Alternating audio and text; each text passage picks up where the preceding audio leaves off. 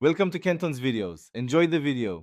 In this video, I will explain how to use MLA format in Google Docs. First, let's set up your document's basic layout.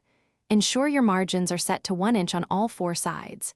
Next, choose a standard, readable font such as Times New Roman at 12-point size.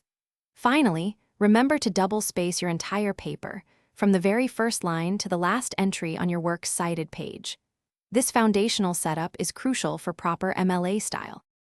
Now, let's create your MLA header. You'll need a running header that includes your last name and the page number. This should be placed in the top right corner of every single page. Additionally, on the very first page, you must include a specific block of information: your full name, your instructor's name, the course title, and the current date, each on a separate line. Next, we'll cover in-text citations, which are vital for giving credit to your sources.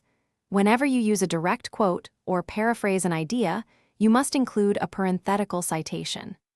This citation typically contains the author's last name and the specific page number where the information was found.